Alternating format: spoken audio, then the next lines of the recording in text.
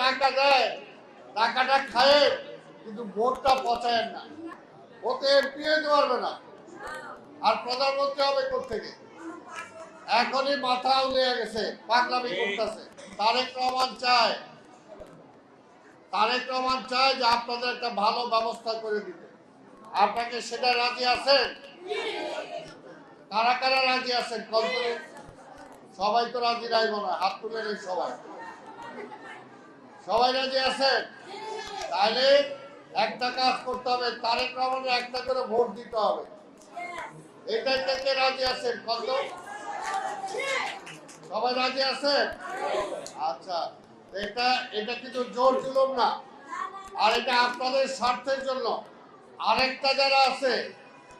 আরেকটা যারা ভোট চায়, ওরা কিন্তু যদি ক্ষমতা আসে, আপনার ঘর থেকে বাইরে দিবে না, ঘর থেকে বাইরে দিবে না, চাকরি বাকরি করতে দিবে না, পড়াশোনা করতে দিবে না মেয়েদেরকে। মেয়েরা কি ঘরে বসে থাকবে? মেয়েরা বললাম যে মেয়ে আর পুরুষ সমান, কাজে সবার সমান সুযোগ, পড়াশোনার সুযোগ করে দিতে হবে। আগামী 12 তারিখ একটা নির্বাচন, আপনারা জানেন। এখানে ওই যে কেউ নাকি আপনাকে বিকাশ নাম্বার নেয়, আল্লাহর হস্তে কেউ যদি টাকা দেয় টাকাটা খায়, কিন্তু ভোটটা পচায় না। এই কথা ঠিক আছে? কারণ অন্য কেউ দিলে ও কি প্রধানমন্ত্রী হইতে পারবে? ওতে এমপি হইতে পারবে না, আর প্রধানমন্ত্রী হবে কোথেকে? এখনই মাথা উলিয়ে গেছে, পাগলামি করতেছে, উল্টা পাল্টা কথা কয়, কি কয় তার ঠিক নাই, মহিলাদের বিরুদ্ধে কথা বলে। কি অবস্থা আপনারা শুনছেন?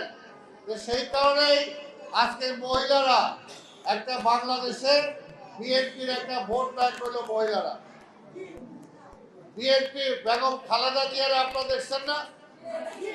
মা বোনেরা সবচেয়ে বেশি সাপোর্ট করে খালেদা জিয়ারে, কি ঠিক কিনা? ওই খালেদা জিয়া আল্লাহ তাকে নিয়ে গেছে, আর তার একটা এতিম সন্তান তারেক রহমান, তার মাও নাই বাবাও নাই। তিনি তো আপনাদের এখানে যে কুড়িলে আসছিলেন, আপনারা দেখতে গেছিলেন, অনেকে গেছে। এর জন্যই আজকের এই এতিম সন্তানটা খালেদা জিয়ারে যদি ভালোবাসেন, তাহলে তার সন্তানরে ভালোবাসেন না? তাহলে তার সন্তানরে একটা ভোট দিবেন। এই জন্য বললাম আগামী আর আপনার ভোটটা খুব গুরুত্বপূর্ণ, আমার জন্য না, তারেক রহমানের জন্য না, আপনার জন্য। কারণ অন্য কেউ যদি ভোট পায়, এই দেশটা আফগানিস্তান বানাবে। আফগানিস্তান বুঝেন? ওখানে মহিলারা ঘরের বাইরে যেতে পারে না, পড়াশোনা করতে পারে না, চাকরিতে যাইতে পারে না, কোনো সুযোগ সুবিধা নাই। আপনাকে ওই যুগে ফিরে যেতে চান?